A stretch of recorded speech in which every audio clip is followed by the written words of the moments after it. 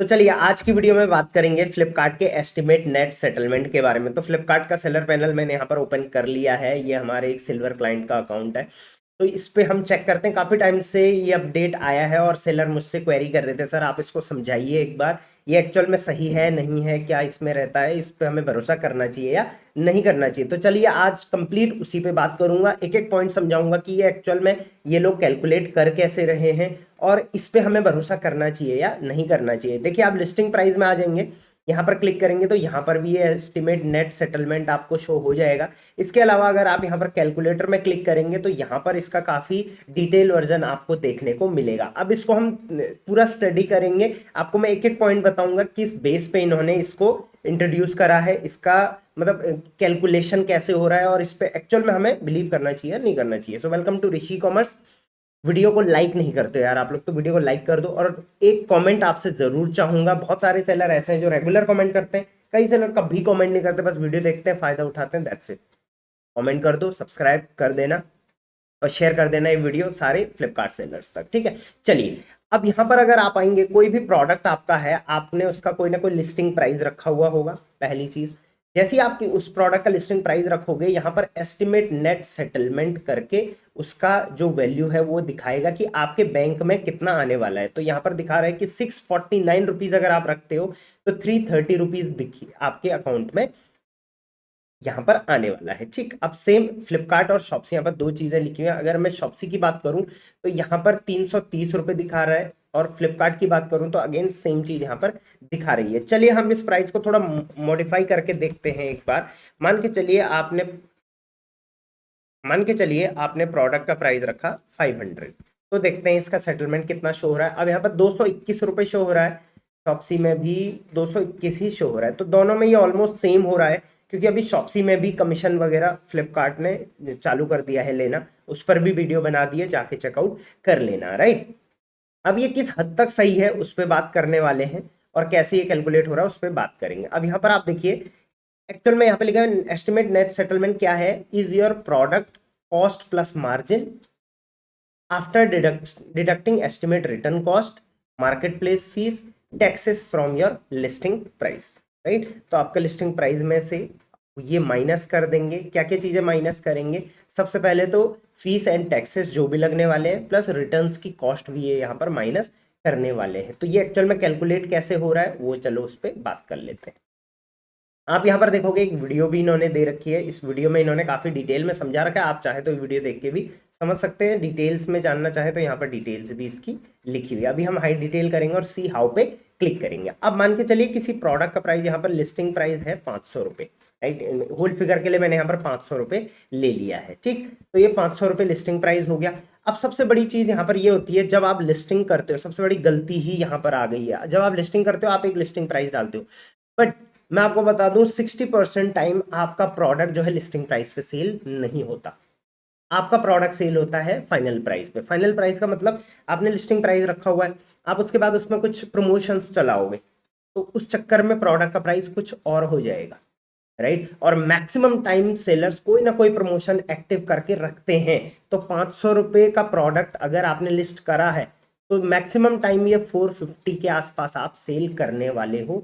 ये maximum time आपने भी देखा होगा, आप मुझसे एग्री करते होंगे, ठीक है। सो सबसे पहली चीज तो ये है कि 500 में से किया है माइनस, तो यहाँ पर थोड़ा बहुत डेविएशन तो यहाँ पर भी आ रहा है। दूसरी चीज, अब बात करते हैं फीस एंड टैक्सेस, ये कैसे यहाँ पर कर रहे हैं कैलकुलेट। तो या तो आप अपने वेयर हाउस से काम कर रहे हो तो इस पे अलग फीस एंड टैक्सेस लगेंगे, टैक्सेस सेम लगेंगे बट फीस अलग लगेगी।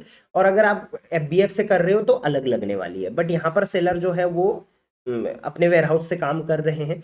तो सबसे पहले सेलर का जो लोकल ऑर्डर्स है, यहाँ पर लास्ट कुछ दिन का डेटा यहाँ पर देखा जाता है। ये देखिए last 30 days order fulfilment data यहाँ पर देखा जाएगा, प्लस आपके प्रोडक्ट जिस कैटेगरी में है उसका रेट कार्ड देखा जाएगा करेंट कैसा है, और उस बेस पे ये कैलकुलेशन किया जा रहा है। ये आपको हर हफ्ते चेंज होता हुआ दिखेगा। तो सबसे पहले यहाँ पे लोकल ऑर्डर जो लास्ट 30 डेज में यहाँ पे लोकल ऑर्डर दिखे हैं वो 0% बताया गया है, जोनल ऑर्डर 9% बताया गया है, नेशनल ऑर्डर 91% सेलर को आए हैं। लोकल ऑर्डर में लगभग 202 रुपये 203 रुपये इस प्रोडक्ट में चार्जेस लगे हैं, right. Fees obviously local zonal national को अलग अलग क्यों किया है, क्योंकि शिपिंग तीनों जगह अलग अलग लगने वाली है, बाकी टैक्सेस तो सेम ही लगेंगे। तो उस हिसाब से इस प्रोडक्ट पे 203 रुपये यहाँ पर लगे हुए हैं। जोनल में 200, जोनल में भी सेम लगा हुआ है, और नेशनल में 222 रुपये लगे हुए हैं। अभी हमने यहाँ पे 500 डाला था, इस वजह से ये कैलकुलेशन एग्जैक्ट नहीं शो हो रहा है, क्योंकि लास्ट 30 डेज का जो डेटा है वो उसी प्राइस में होगा जो प्राइस इस प्रोडक्ट का एक्चुअल में था। तो 649 हम लोग यहाँ पर जो प्रोडक्ट का प्राइस एक्चुअल है वही हम लोग यहाँ पर एक बार डाल दें, 640। और फिर से हम यहाँ पर आ जाएंगे। अब देखिए एक्चुअल में जो लास्ट 30 डेज में रहा वो कुछ इस टाइप का इसका चार्जेस रहे। तो अब इनका एवरेज जो निकाला गया वो निकाला गया कि एक्चुअल में जो आपका एक्सपेक्टेड एवरेज है fees and taxes her order पे वो है 260, राइट। तो ये एक्चुअल में इन्होंने जस्टिफाई कर दिया कि लोकल भी है, जोनल भी है, नेशनल। बट सबसे बड़ी गलती मुझे यहाँ पर क्या लग रही है कि लास्ट 30 डेज में सेलर का एक भी लोकल ऑर्डर नहीं है, 0% यहाँ पर बताया गया है। क्या ऐसा हो सकता है? आई डोंट थिंक ऐसा हो सकता है, क्योंकि लास्ट 30 डेज में लोकल ऑर्डर ना हो ऐसा नहीं हो सकता। आपके एरिया से आपके ऑर्डर्स तो आए होंगे, आपके स्टेट से आए होंगे। तो कहीं ना कहीं मुझे इस कैलकुलेशन में भी गड़बड़ लग रही है। ये 260 दिया गया है, बट इन सम केसेस ये इससे ज़्यादा 10 से 20% ज़्यादा हो सकता है, क्योंकि 91% यहाँ पर नेशनल ऑर्डर्स जा रहे हैं, राइट। और अगर ये सही है तो 91% नेशनल ऑर्डर गए हैं, इनको कम करके आप इसको 260 से डाउन कर सकते हैं, राइट। तो अब ये समझ में आ गया आपको कि फीस एंड टैक्सेस इन्होंने कैसे यहाँ पर कैलकुलेट किया गया है, ठीक। अब बात करते हैं मेन चीज जो है कॉस्ट ऑफ रिटर्न्स। अब जैसे मैंने बहुत सारी वीडियोस में आप लोगों को पहले भी बताया था कि फ्लिपकार्ट दिखा देता है कि शिपिंग इतनी लगेगी, कमीशन इतनी लगेगी, टैक्सेस इतने लगेंगे, बट रिटर्न्स का क्या, रिटर्न का रीइंबर्समेंट कैसे होगा? तो फ्लिपकार्ट ने यहाँ पर कोशिश करी है कि रिटर्न्स का रीइंबर्समेंट करा जाए। हर ऑर्डर पे रिटर्न्स का कितना कॉस्ट बन रहा है वो निकालने की कोशिश करी गई है। कैसे?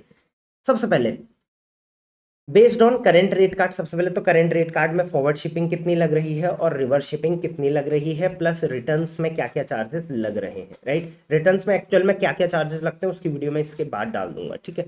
Returns data for order receive in last 30 to 60 days for this listing. इस लिस्टिंग में जितने भी लास्ट 30 to 60 डेज में ऑर्डर रिसीव हुए, रिटर्न्स हुए, उसके बेस पे रेट कार्ड देख के ये बताया गया है। अब देखिए यहाँ पर दिखा रहा है कि इस लिस्टिंग में, पर्टिकुलर लिस्टिंग में जो कस्टमर रिटर्न हुए वो 23 हुए ये टाइम फ्रेम में, और नेट डिलीवर जो हुए वो हुए 82। तो 82 डिलीवर्ड हुए, मतलब सक्सेसफुली डिलीवर्ड, वो रिटर्न नहीं हुए, राइट। और 23 रिटर्न हुए, right. Into average return cost यहाँ पर बताया गया है 211 रुपये। अब एवरेज रिटर्न कॉस्ट कैसे निकाला इन्होंने, तो एक प्रोडक्ट भी अगर रिटर्न होता है तो उस पर कितना कॉस्ट लगता है वो इन्होंने कैलकुलेट यहाँ पर किया है। कैसे? जैसे अगर हर प्रोडक्ट रिटर्न होगा तो उस पर क्या क्या लगेगा, यहाँ पर मैं जूम करके दिखा देता हूँ आपको। Return by customer, reverse shipping fees लगेगी, फॉरवर्ड शिपिंग फीस लगेगी, fixed fee, collection fee and other fees जो भी है वो सब यहाँ पर बताया गया है। तो एवरेज हर रिटर्न पे कॉस्ट आ रहा है 211। अब जितने भी प्रोडक्ट डिलीवर हुए उनमें ऑब्वियसली प्रॉफिट हुआ होगा, तो उसमें इसको बांटने की कोशिश करी गई है, एवरेज निकालने की कोशिश करी गई है। तो 23 डिवाइड बाई 82 इंटू 211, तो ये आ जाता है 59।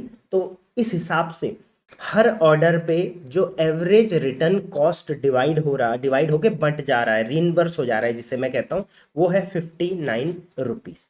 ये यहाँ पर बताया गया। बट यहाँ पर क्या ग्लिच है ये भी मैं आपको बता देता हूँ। अच्छा, वो उसको बताने से पहले देखिए एवरेज रिटर्न कॉस्ट कैसे इन्होंने कैलकुलेट किया वो भी आप यहाँ पर देख लो।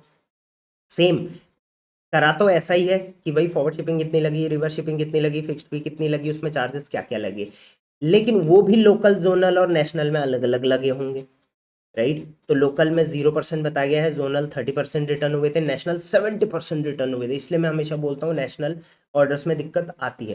तो हर जोन में जो जो रिटर्न्स आए उन पे ये कॉस्ट लगी और इनका एवरेज जो रहा वो 211 रहा। तो इस वजह से ये एवरेज रिटर्न कॉस्ट यहाँ पर 211 लिख लिया गया है। तो ये भी आपको समझ में आ गया होगा, राइट। समझ में नहीं आया आप वीडियो को बार बार देखना, आपको समझ में आ जाएगा, ठीक। अब इसमें जो मैं जैसे मैंने बोला ग्लिच क्या है, अब आप खुद देखो ये जो कॉस्ट है जो ये 211 रुपये ली गई है, ये क्या चीज़ का कैलकुलेशन है? फॉरवर्ड शिपिंग, रिवर्स शिपिंग लगी हर प्रोडक्ट पे, उसके बाद उस पर जो भी कमीशंस वगैरह लगे।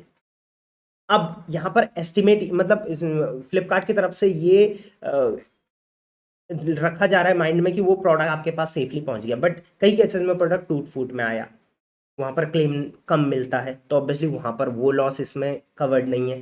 दूसरी चीज़, कई बार प्रोडक्ट मिसिंग हो जाते हैं, मिसिंग प्रोडक्ट की तो यहाँ पर कहीं पर डिटेल ही नहीं है, लॉस्ट प्रोडक्ट हो जाता है, मिसिंग हो जाता है। हाँ, कुछ टाइम उसका अनएक्सपेक्टेड मतलब डोंट एक्सपेक्ट डिलीवरी उसमें मिल जाता है, बट कई केसेस में नहीं मिलता, वो भी यहाँ पर इंक्लूड नहीं है।